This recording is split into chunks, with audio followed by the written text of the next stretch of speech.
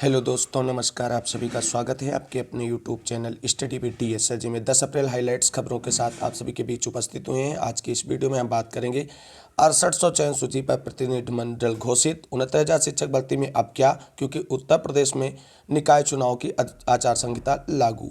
वहीं 8,085 पदों पर लेखपाल भर्ती परीक्षा के रिजल्ट को लेकर के बड़ी अपडेट निकलकर सामने आ रही है और 10,000 नए लेखपालों की भर्ती को लेकर के UP SSC की तरफ से महत्वपूर्ण अपडेट। वहीं नई प्राथमिक शिक्षक भर्ती पर क्या है अच्छी खबर। बीएड वर्सेस BTC मामले में सुप्रीम कोर्ट आदेश को लेकर के महत्वपूर्ण अपडेट।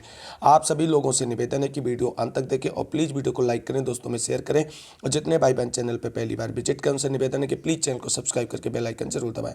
तो आइए साथियों, शुरू करते हैं आज का वीडियो। सबसे पहले बात कर लेते हैं बीएड वर्सेस BTC के आदेश को लेकर के क्या है सुप्रीम कोर्ट की तरफ से बड़ी अपडेट। साथियों, जैसा कि आप सभी लोग जानते हैं, सुप्रीम कोर्ट में बीएड वर्सेस BTC या जिसे कह सकते हो BSTC या DLED को लेकर के सुनवाई होने के बाद ऑर्डर रिजर्व कर लिया गया था और रिजर्व ऑर्डर के डिलीवर को लेकर के अब अच्छी अपडेट निकलकर सुप्रीम कोर्ट की तरफ से आ रही है और उम्मीद की जा रही कि 20 अप्रैल तक आप सभी को बीएड वर्सेस BTC मामले का सुप्रीम कोर्ट ऑर्डर डिलीवर होता नजर आएगा।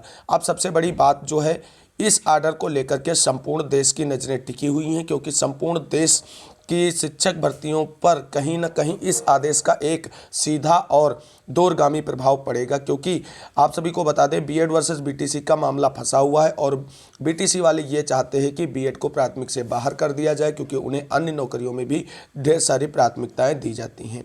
अब देखना यह है कि जो सुप्रीम कोर्ट की तरफ से बीएड वर्सेस BTC मामले में ऑर्डर आने वाला है, अगले हफ्ते ऑर्डर आने के 99% चांसेस हैं। क्या उसमें बीएड को बाहर किया जाएगा या बीएड और BTC को जिस तरीके से NCTE की गाइडलाइंस है उसके अकॉर्डिंग आगे भी कंटिन्यू किया जाएगा प्राथमिक में।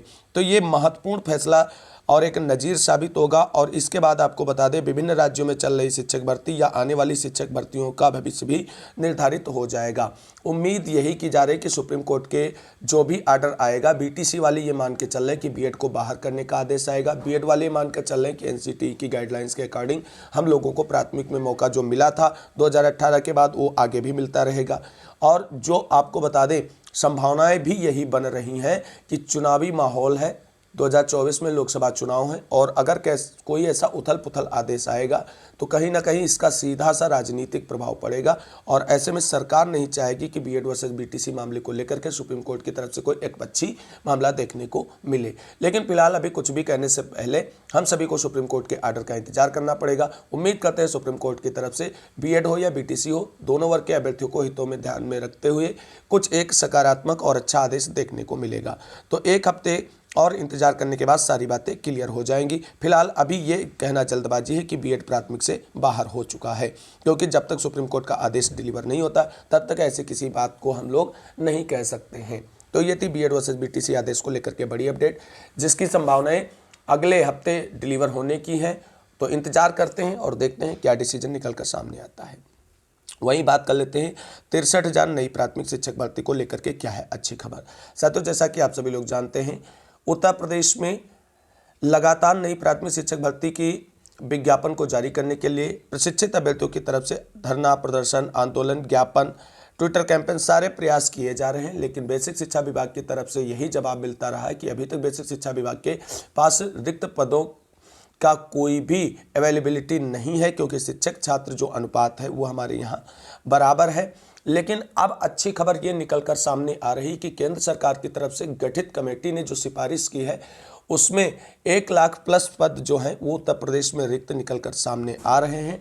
और केंद्र सरकार ने ये निर्देशित किया है सभी राज्यों को कि जो NEP यानी न्यू एजुकेशन पॉलिसी 2020 बनी है उसके अकॉर्डिंग और RTE 2009 के अकॉर्डिंग 30:1 के अनुपात में जो है शिक्षक छात्र अनुपात मेंटेन करने के लिए शिक्षक भर्तियां यथासंभव की जाए।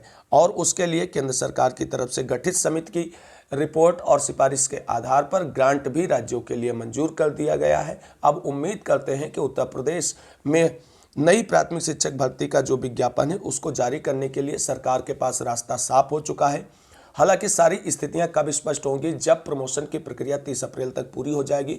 उसके बाद आपको बता दें, बेसिक शिक्षा विभाग के पास एक और एक्यूरेट डाटा निकलकर सामने आएगा, जिससे रिक्त पदों की उचित और सही संख्या का पता चल पाएगा। अब देखना यह है कि केंद्र सरकार का कहीं ये चुनावी लॉलीपॉप तो नहीं है युवाओं के लिए कि नई शिक्षक भर्ती को लेकर के सभी राज्यों पर दबाव बनाया जाए। क्या वास्तव में सरकार इस पे अमल में काम लाना चाहती है? जो रिपोर्ट समिति की तरफ से दी गई है शिक्षकों को नियुक्ति प्रक्रिया पूरी करने के लिए, उसको अमल में लाते हुए शिक्षक भर्ती का विज्ञापन जारी किया जाएगा, या 2024 के चुनावी माहौल को भुनाने के लिए ये सारे चाल चले जा रहे हैं। उम्मीद यही है कि नई प्राथमिक शिक्षक भर्ती को लेकर के जो सकारात्मक कदम 2-4 दिनों में इधर देखने को मिले हैं, उनसे एक प्राथमिक शिक्षक भर्ती के अधिक से अधिक पदों पर विज्ञापन देखने को मिलेगा। लेकिन अभी आपको बता दें, मई जून तक आप सभी लोग किसी भी तरीके से नई प्राथमिक शिक्षक भर्ती के विज्ञापन को लेकर के कोई भी आशा ना पालें, क्योंकि जब तक नया शिक्षा सेवा चयन आयोग मूर्त रूप में नहीं आ जाएगा, तब तक नई प्राथमिक शिक्षक भर्ती के विज्ञापन की सोचना एक कोरी कल्पना होगी। और मई और जून के अंत तक नए शिक्षा सेवा चयन आयोग अपने मूर्त रूप में आ जाएगा, और उसके बाद सबसे पहले यूपी टीईटी का आयोजन कराया जाएगा। उसके बाद उसके लिए सुपर टेट की तैयारी करेगा। अब देखना ये कि सारी चीज़ें अगर इसी तरीके से कंटिन्यू चलती रहीं तो नई प्राथमिक शिक्षक भर्ती की उम्मीद करने वाले अभ्यर्थियों के लिए अच्छा साल हो सकता है 2023। वहीं अब बात करेंगे 8085 पदों पर लेखपाल रिजल्ट को लेकर के बड़ी अपडेट के साथ 10,000 नए पदों पर लेखपाल भर्ती से जुड़ी हुई बड़ी खबर। साथियों, आप सभी लोग जानते हैं उत्तर प्रदेश में यूपी SSC की तरफ से 8085 पदों पर लेखपाल भर्ती परीक्षा का आयोजन किया गया था। आंसर की जारी की गई थी, लेकिन रिजल्ट अभी तक अनाउंस नहीं किया गया है। आंसर की जारी किए जाने के बाद कुछ प्रश्नों पर विवाद हो गया, जिसको लेकर के अभ्यर्थी हाईकोर्ट पहुंच गए। हाईकोर्ट में लगातार मामले की सुनवाइयां होती रही हैं, लेकिन अभी तक फाइनल डिसीजन निकलकर हाईकोर्ट की तरफ से नहीं आया है। 11 अप्रैल को होने वाली यानी कल के कोर्ट सुनवाई में आप सभी को बता दें, उम्मीद की जा रही कि हाईकोर्ट की तरफ से फाइनल डिसीजन आ जाएगा। मेन मुद्दा उज्ज्वला वाले प्रश्न का है। उज्ज्वला वाला प्रश्न या तो FM कर दिया जाए यानी फुल मार्क्स दिया जाए, या डिलीट कर दिया जाए, तो सारा मामला अपने आप स्वतः सॉर्ट आउट हो जाएगा। और वहीं आपको बता दें कि हाईकोर्ट की तरफ से मामला सॉर्ट आउट होते ही यूपी SSC के सचिव जी ने कहा है कि हम तुरंत रिजल्ट अनाउंस करेंगे। तो अप्रैल माह में उम्मीद की जा रही है कि 90% चांसेस है कि यूपी लेखपाल भर्ती परीक्षा जो 8085 पदों पर आयोजित की गई थी, उसका रिजल्ट अनाउंस कर दिया जाएगा। लेकिन इन सभी का आधार होगा हाईकोर्ट। अगर कल की होने वाली कोर्ट सुनवाई में फाइनल डिसीजन निकलकर सामने आता है तो अप्रैल माह में यूपी लेखपाल भर्ती परीक्षा 2022 का रिजल्ट देखने को मिलेगा। वहीं 10,000 नए पदों पर लेखपाल भर्ती से जुड़ी हुई बड़ी खबर को जान लेते हैं।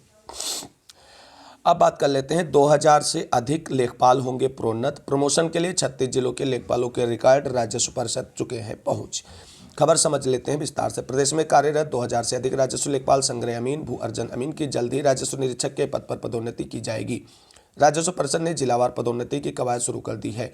परिषद की ओर से 1996 तक नियुक्त लेखपाल संग्रह अमीन और भू अर्जन जमीन की चरित्र पंजिका, विभागीय कार्रवाई, अभियोजन, सतर्कता जांच सहित अन्य विवरण जिलों से मांगे गए हैं। करीब 36 जिलों के लेखपालों का रिकॉर्ड परिषद में पहुंच गया है। शेष जिलों को 15 अप्रैल तक रिकॉर्ड प्रस्तुत करना है। राजस्व परिषद के भरोसेमंद सूत्रों के मुताबिक मई महीने तक करीब 2000 से अधिक राजस्व लेखपालों को राजस्व निरीक्षक के पद पर पदोन्नति मिल जाएगी।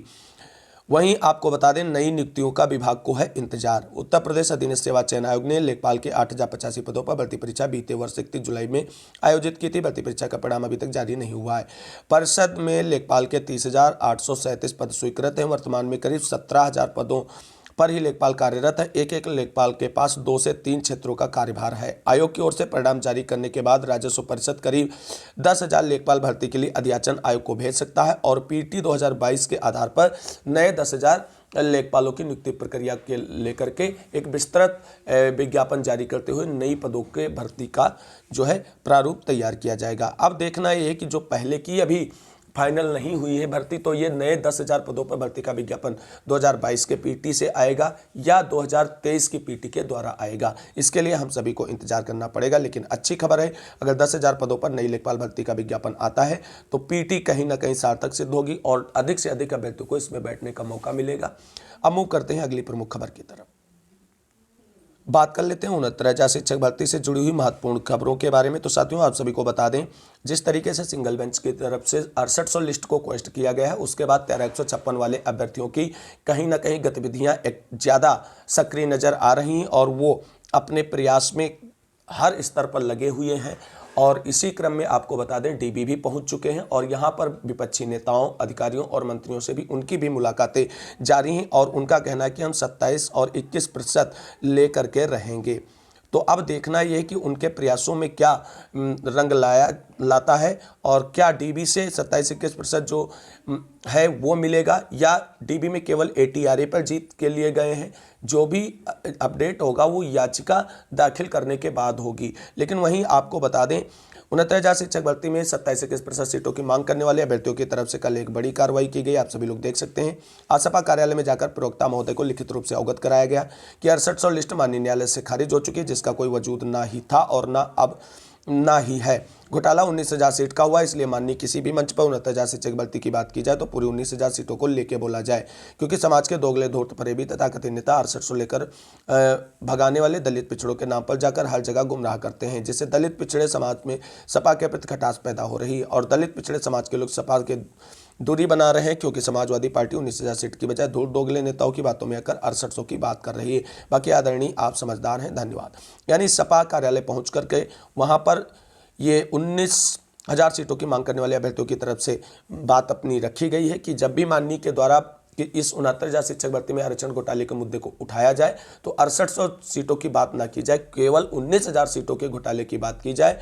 और ऐसे में अब देखना यह है कि क्या सपा इस पे आक्रामक रुख अपना करके सरकार पर दबाव बनाने का प्रयास करेगी और आगे इस पे क्या रिजल्ट निकल कर सामने आएगा, वो सभी अभी भविष्य के गर्त में है। वहीं आपको बता दें सिंगल बेंच के आर्डर को लेकर के 13,156 वाले डीबी पहुंच चुके हैं और जल्द ही आप सभी को उनके मामले की केस अपडेट स्टेटस देखने को मिलेगा। मूव कर लेते हैं 6800 चयन सूची पर बड़ी अपडेट।